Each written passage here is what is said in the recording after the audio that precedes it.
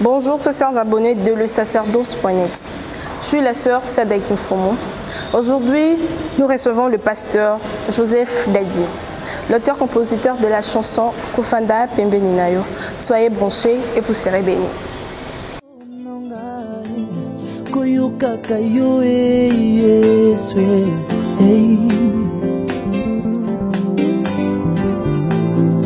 Kofanda Pembe Nyanzambe Epesanga makasi ya kokontinue Esika basusi na ba déception Ekangaki misuswe yango nafanda pembeni nayo Asengi yo nafanda pembeni nayo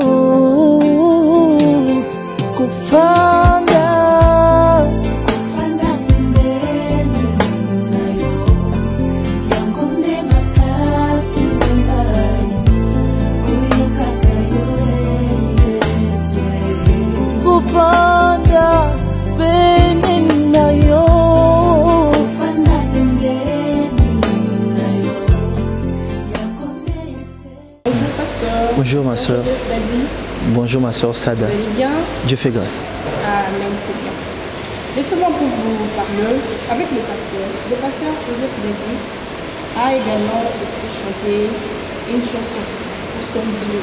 Parce que c'est un pasteur. Pour son Dieu, au titre Kozala Pembeni. Kofanda Pembeni. Kofanda Pembeni. Vraiment, j'aimerais vous dire que j'aime personnellement la chanson. Merci ma soeur. Très belle chanson. Gloire à Dieu. Lorsque je dors là, lorsque je entends cette musique-là, je me réveille là. Gloire à Dieu. Grâce à Dieu. Amen. Bon, pasteur Joseph Dadi, pourquoi avez-vous porté ce titre? Le titre de Joseph. La chanson, oui. Oh, de la chanson Kofanda Pembe Ninayo.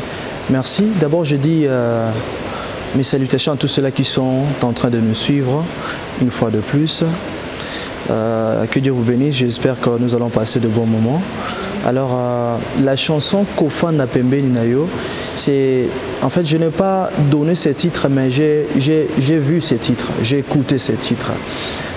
Déjà, lorsque j'ai terminé de prier, c'était vers 1h, 2h. En ce moment-là, encore célibataire, je dormais avec ma guitare. Oui, oui, en ce moment-là, oui. Alors j'avais la chanson qui était venue et directement j'ai pris ma guitare, j'ai écouté le gens chanter la chanson dans mes oreilles. Le Seigneur m'a dit, j'ai vu même plusieurs personnes, je voyais les églises chanter la cantique et directement j'ai commencé à écouter, voilà, j'ai interprété tout ce que je voyais et à part ça, Dieu m'avait dit aussi des choses qui allaient accompagner cette chanson et je voyais la chanson appelée Kofanda Pembe Ninayo. Par rapport à l'inspiration, tu as bien dit, c'était chez toi à la maison, tu as bien dit, ça t'est venu soudainement aussi. Tu dormais d'abord, oui. On vous a parlé, et s'est réveillé, et puis de ton de musique, quand même il vous a aidé. Vraiment, il vous a aidé. Oui. Je dis merci à Dieu, vous savez, ma soeur, de ce que j'ai compris dans mon ministère. Souvent, je ne me mets pas avec le stylo pour écrire.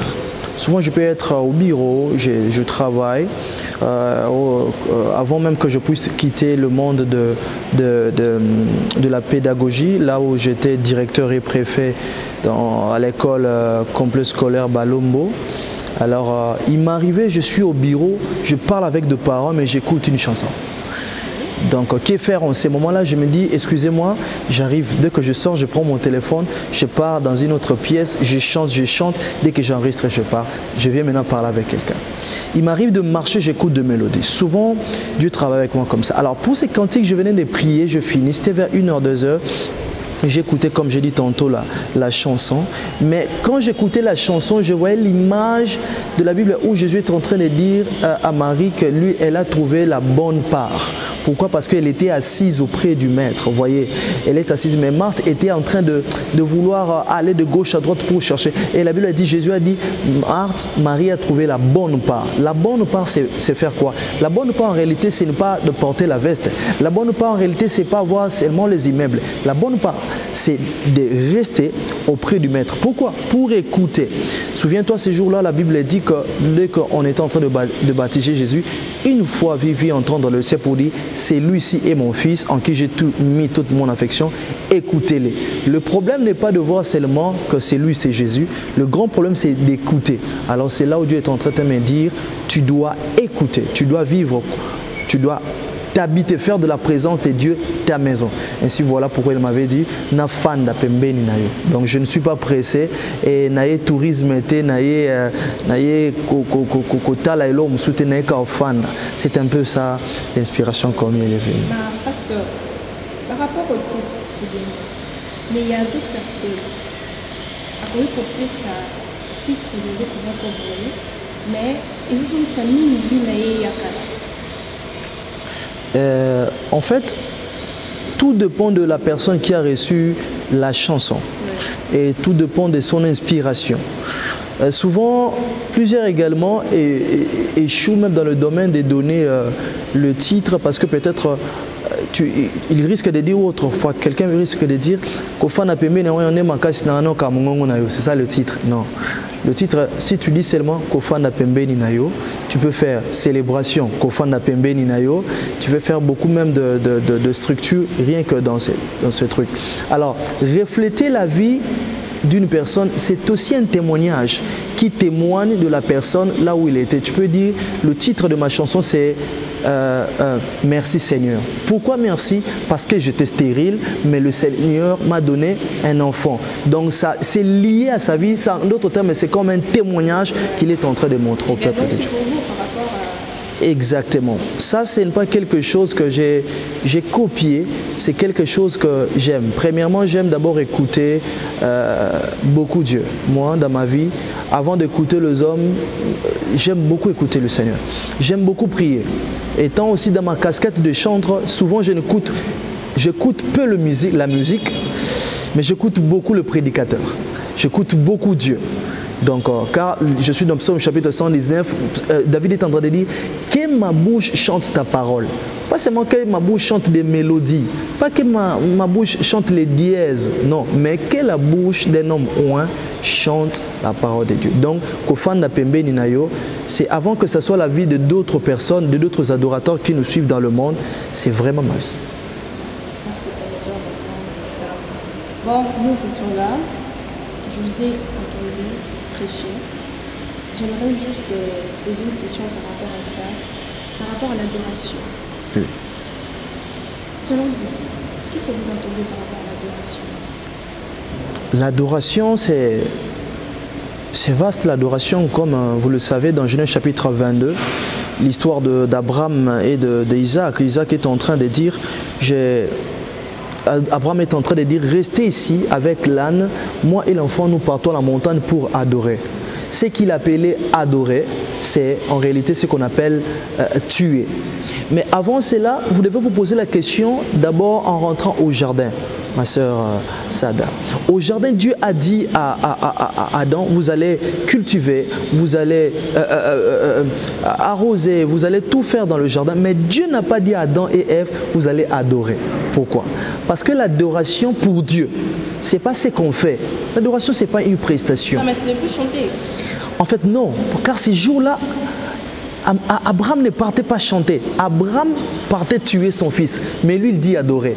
Adorer, en réalité, dans la Bible, cela veut dire tout simplement, dans le mot étymologiquement, quand on dit adorer, cela veut dire rendre un culte à. Donc adorer, c'est ça, rendre un culte à. L'adoration, c'est tout ce qui se passe lorsque la personne est en train de rendre le culte. J'étais en train de dire, pour Dieu, l'adoration, ce n'est pas ce qu'on fait, mais c'est ce qu'on est. Donc Adam ne devait pas adorer, car sa vie devait adorer. Si tu me dis que l'adoration, c'est chanter, alors dès qu'on saute, on quitte le podium directement, on n'est plus adorateur. Non, l'adoration, ce n'est pas ce qu'on fait seulement. L'adoration, ce n'est pas l'instant où j'ai ma musique, j'ai mon micro en main et je suis en train de chanter. il faut que ma marche soit une adoration à Dieu. Je suis dans Romains chapitre 12, la Bible dit que offrez vos corps comme un sacrifice agréable, saint. Vous voyez, là, ce n'est pas question de chanter. C'est question que ta vie puisse refléter une bonne image, une odeur qui peut faire que le Seigneur puisse t'agréer. C'est ça l'adoration. Merci, pasteur. Vous avez compris, hein? C'est ça l'adoration. Mais il y a d'autres gens. Ils viennent à l'église chaque dimanche, chaque jeudi, même le jour de l'adoration. Mais par rapport à son comportement, par rapport à sa manière de vivre avec les gens, ce n'est pas conforme. Pasteur, par rapport à ça, vraiment, je ne sais pas moi, qu'est-ce que vous allez me dire? Parce qu'il y a plusieurs qui le font. Plusieurs, pasteur. Quand même, on ne croit plus jamais Dieu. Une bonne question. Moi, je pense que la Bible dit on ne se moque pas de Dieu. C'est qu'un homme aura sémé, il le moissonnera. Vous savez, j'ai compris quelque chose par rapport à votre question. C'est ce que nous sommes également en train de vivre ici sur la terre ou encore dans nos églises. Cela veut dire que plusieurs personnes sont là, ils se disent chrétiennes, mais leur vie ne reflète pas Dieu. En réalité, pour votre histoire, pour votre rappel même, le mot chrétien a été cité premièrement à l'église à l'Antioche, le mot chrétien qui voulait tout simplement dire comme Christ. Cela veut dire que tu ne peux pas être chrétien si tu fais des choses qui ne sont pas égales à Christ. On doit faire les choses que lorsque le monde va nous regarder, il va dire non, non, non. Eux, ils sont réellement comme Christ. C'est ça. Alors, c'est une amalgame de faire les choses et de dire que je suis chrétien et que tu n'es pas en train de faire les choses selon Dieu. Comme nous venons de dire autrefois, nous avons dit, Dieu avait dit à Moïse, tu dois faire le tabernacle selon le modèle.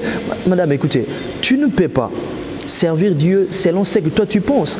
La vie chrétienne n'est pas semblable à un restaurant où tu dois manger tout ce que tu dois demander tout ce que tu veux. Mais c'est semblable à comment on dit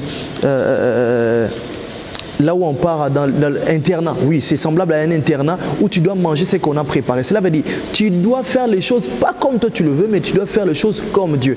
Et dès que tu fais les choses comme Dieu, c'est là que le monde dira qu'exactement ils sont le chrétien. Alors, faire les choses comme le monde, c'est que cette personne-là n'a pas compris le sens d'être chrétien. Jusqu'à présent, il n'a pas encore compris l'étymologie d'être chrétien. Faire les choses comme Christ.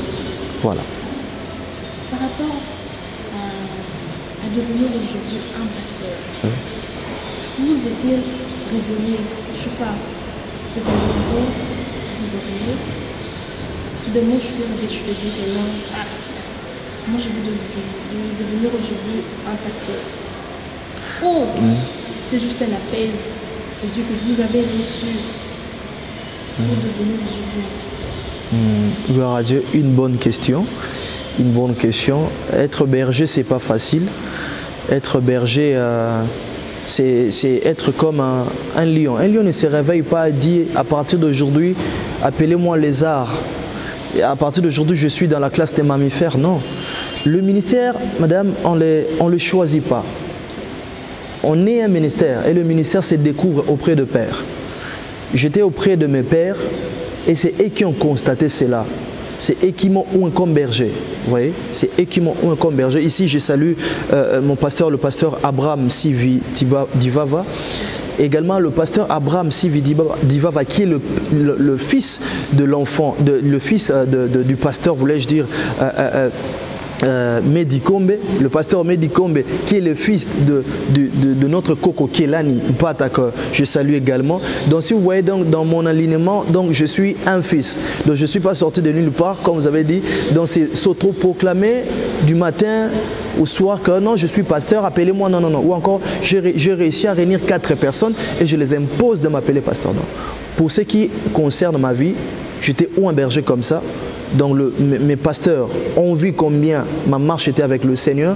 J'ai commencé par être d'abord chrétien comme tous les autres, j'ai commencé à modérer, j'ai commencé à prêcher et ma marche a pu faire que je sois qualifié comme berger. J'étais ou comme berger comme ça et c'est ce qui a pu faire qu'aujourd'hui je suis serviteur de Dieu. Donc c'est pas quelque chose que je me suis autoproclamé, c'est un appel venant de Dieu.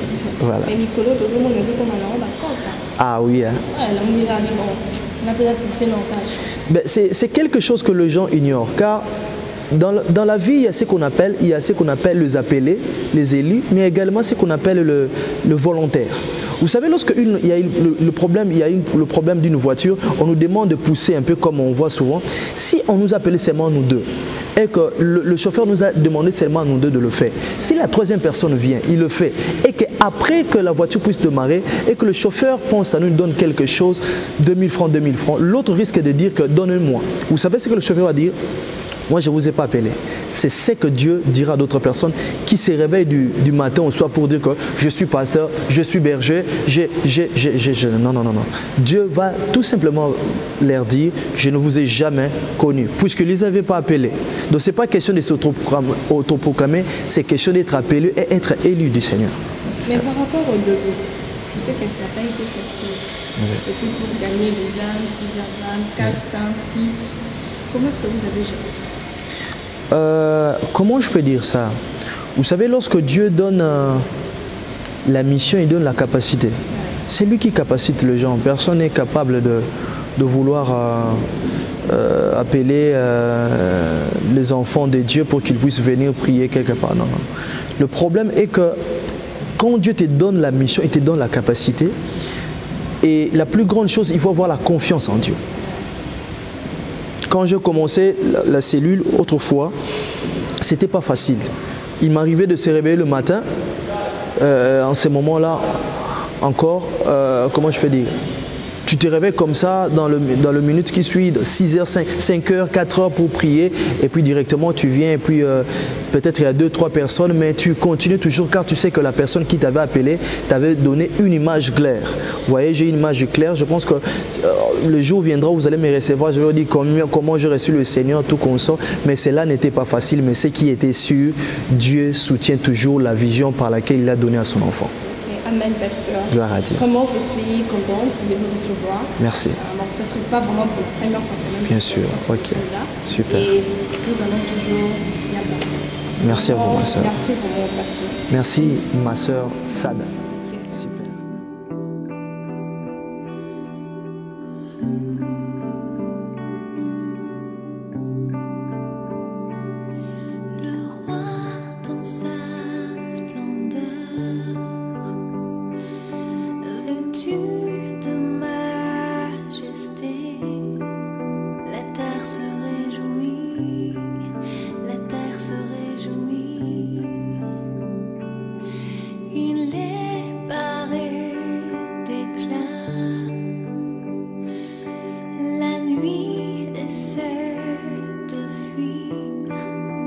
Au son de sa voix.